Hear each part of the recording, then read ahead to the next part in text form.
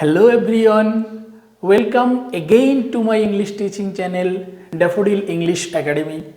Today I am going to discuss about the next part of tense or the rules of tense. Okay, let's see how the rules of tense are used and how by using all those rules we can make a lot of sentences as you wish. Let's see. Here I have seen where s or es will be used only if the subject is third person singular number, then after verb on s or es will be used. Again I am telling, only if the subject is third person singular number, then after verb on s or es will be used. So this is the use of s or es, where you will use s or es in present indefinite tense or simple present tense. So now am, is or are, that means there are three alternatives. Among these three alternatives you have to use one in any sentence whenever you are going to make any sentence correctly. Only after I, am, will, am is used. Only after I, am is used, and only after third person singular number is will be used. After all other subjects are will be used. That means only I is used with am, and only after third person singular number is will be used, and after all the other subjects are will be used, and where have or has will be used. Only after third person singular number has will be used. After all other subjects have will be used. That means after third person singular number has is used, and after all other subjects have will be used, and where was or where will be used. Just after I and after third person singular number was will be used. That means I can take was, or third person singular number can take was, and after all other subjects where will be used. That means where is used after all other subjects. So this is the two alternatives. One is was, another one is where. Now I am going to the next one, where you have to use shall or will only after I and we. Generally shall is used. Generally only after I and we shall is used, and after all other subjects will is used. But in present time, after all other subjects will can be used. After all other subjects, after all the subjects, not all other, after all the subjects now we can use will instead of shall. But if your subject is I and we, then if you need to use shall, then shall will be used just after I and we. But after all the other subjects will is to be used. Will is to be used. But in present time we can use will after every subject. Now do or does, where you have to use do and where you have to use does. Only after third person singular number does will be used, and after all other subjects, do will be used. Does is used just after third person singular number, and after all other subjects, do is used. Now, since or for.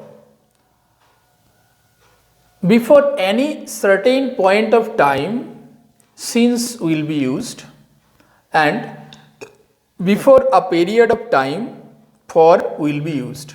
That means generally since is used just after any point of time or certain point of time, and before any period of time, for is used. Before any point of time, since is used, or before any period of time, for is used or for will be used. These are the necessary things. These are the necessary things that we need to make any sentence by using tense. Tense is very important to know English properly or to write English properly. We cannot think of any sentence without tense. Therefore, tense is very important, and these rules will be helpful to all of you to understand tense very properly and precisely. So, okay, I am now going to show all of you how you will use all these 12 structures that I had shown you in my previous class. By using all those 12 structures of 12 tenses, how we can make a lot of sentences, I am going to show you that. Here, as I have shown you, one or same sentence in 12 tenses. That means one type of sentence or same type of sentence how can be used in 12 tenses that have been shown here. At first, Ratan eats rice. As Ratan is third person singular number, Ratan takes S in simple present tense. In simple present tense, Ratan is third person singular number as a subject. Therefore, Ratan takes S just after the verb on, and rice is object. Ratan subject, eats verb, and rice is the object here. So, in this way we can make any sentence by using simple present tense or present indefinite tense. Now, 2. Ratan is eating rice. Ratan is eating rice. Here, Ratan is the subject and is the auxiliary verb. As Ratan is third person singular number, therefore Ratan is taking is, not are, not am. Ratan is taking is as the auxiliary verb here, and eating is the main verb. That means main verb was eat, and eat is the present form. Therefore, eat is taking ing form here in present continuous tense. Therefore, the combination of this word is of these two words, eat and ing. Ing is not any word but a part of a word.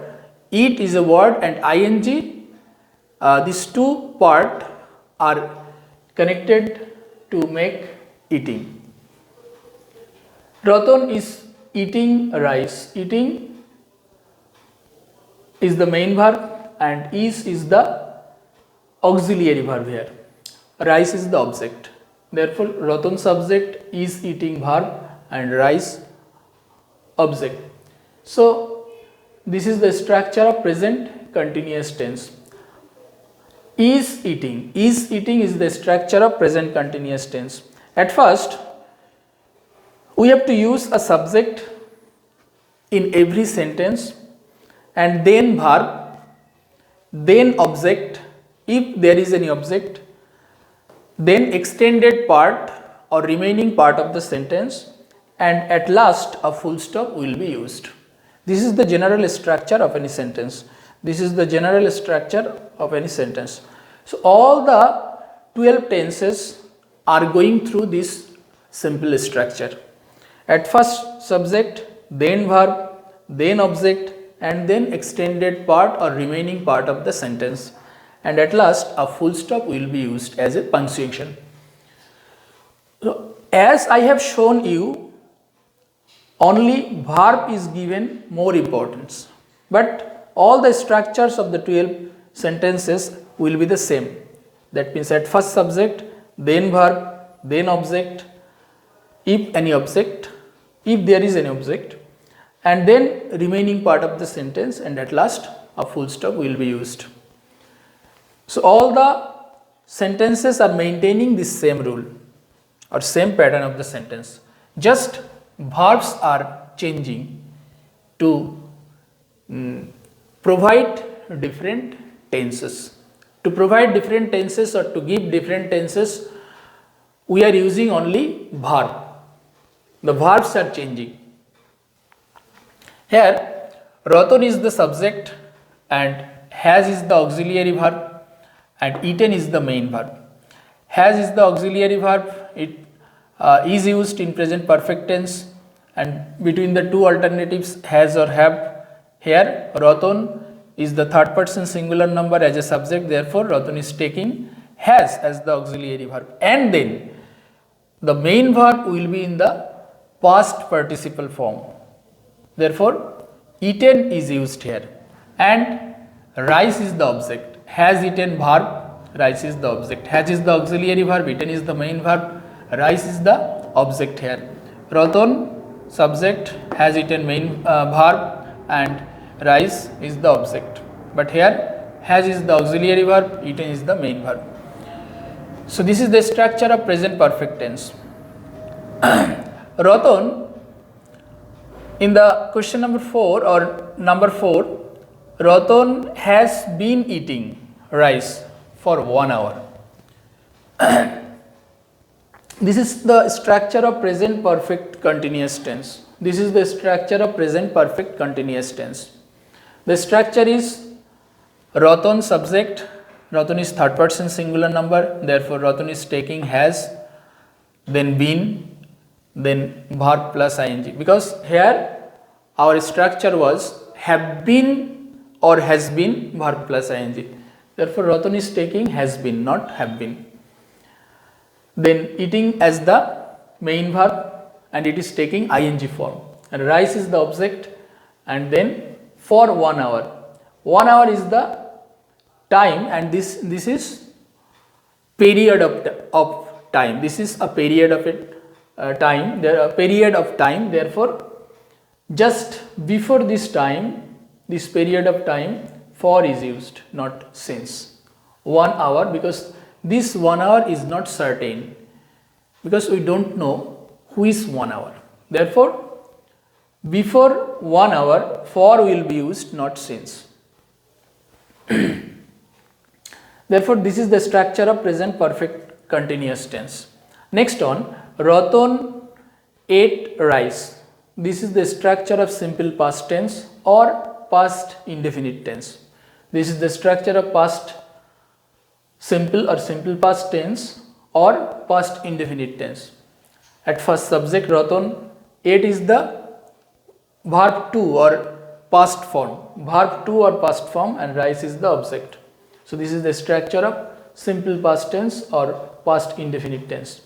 But in the next one, number 6, Ratan was eating rice. Here Ratan is the third person singular number, therefore as auxiliary verb was is being used, and eating is the main verb in the ing form, it is being used here, and now rice is the object in this sentence. So this is the structure of past continuous tense. And now number 7, Ratan is the subject, had eaten. This is the structure of past perfect tense, had eaten. Had, then verb 3 or past participle form. Had auxiliary verb, eaten is the past participle form of the main verb, eat, and then rice is the object in this sentence. So this is the structure of past perfect tense, or in this past perfect tense we generally get sometimes this structure by using two tenses. So this structure by using two tenses. One is Ratan had eaten rice. This is the structure of past perfect tense, and before is the conjunction here. His father came home. His father came home. Here before is the conjunction, and just first part of this conjunction before past perfect tense is used, and next part of this conjunction before past indefinite tense is used. First part of before as conjunction, past perfect tense is used, and just the next part of this conjunction before past indefinite or simple past tense will be used. And in the next tense 8, number 8, Ratan had been eating rice for 1 hour. This is the structure of past perfect continuous. Had been eating. This is the structure of past perfect continuous. There is no alternative structure of past perfect continuous tense. Only had been eating. That means had been verb plus ing. This is the structure of past perfect continuous tense. And here for 1 hour is used just after the preposition for. Before this time, this is the period of time, therefore before this time for will be used, not since. So this is the difference of continuous tense and perfect continuous tense. Continuous tense is past continuous was eating only, and past perfect continuous had been eating. And sometimes time comes in this way by using a preposition either for or since. In the next one, Ratan will eat rice. Ratan will eat rice. This is the structure of future indefinite tense or simple future tense. Future indefinite or simple future tense. Here Ratan subject, will is the auxiliary verb, eat is the main verb here, and this is the base form or present form of the verb, and rice is the object here, and this is the structure of simple future or future indefinite tense. Now number 10, Ratan is the subject here, and will be is the auxiliary verb, and eating is the main verb in the ing form. Will be is the auxiliary verb, eating is the main verb, but it has been used here in the ing form because it is future continuous tense, and you know well that future continuous tense takes ing form always. Will be is the auxiliary verb, eating is the main verb, rice is the object. This is the structure of future continuous tense. And now number 11, Ratan is the subject, will have auxiliary verb, and eaten is the main verb, but it has been used here as past participle form or verb 3. Rice is the object here, therefore this is the structure of future perfect tense. Will have eaten. Now number 12, Ratan is the subject, will have been eating. Will have been eating, this is the structure of future perfect continuous tense. This is the structure of future perfect continuous tense. Will have been verb plus ing. Will have been verb plus ing. This is the structure of future perfect continuous tense. And 1 hour is the period of time, therefore for as a preposition is used just before 1 hour, not since. Since cannot be used before 1 hour because this is the period of time. For is used before this period of time. So this is the structure of future perfect continuous tense. Will have been eating. Eating is used in the ing form. Future perfect continuous. So this is the general structure of all these 12 tenses. All these 12 tenses I have used in a systematic way, in an easy way, and this is the normal structure of all these sentences. As all these 12 sentences are following this simple structure, therefore I